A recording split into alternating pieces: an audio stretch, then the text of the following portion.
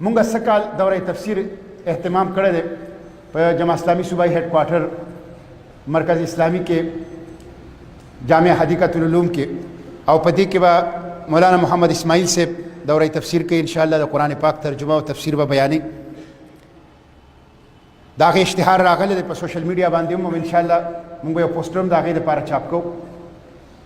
دا بالخصوص د جماعت اسلامي د ارکانو کارکنانو دپاره مونږ ویل بهترین انتظامات به مونږ تاسو ته د رهایش هم کوو، بهترین انتظامات به د خوراک څښاک هم کوو.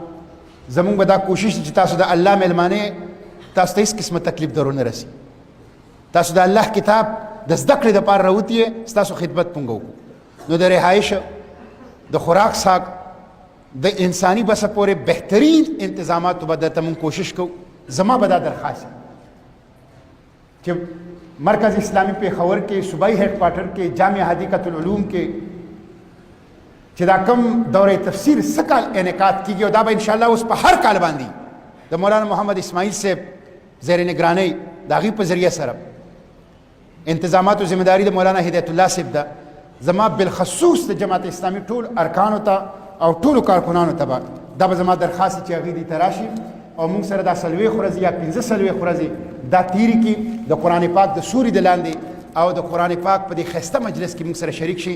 نو دا به زما د جماعت اسلامي ارکانو ته او کارکنانو ته بالخصوص او عوامو ته بالعموم دا زما درخواست دی چې هغوی د دوره تفسیر کې دې موږ سره شریک شي.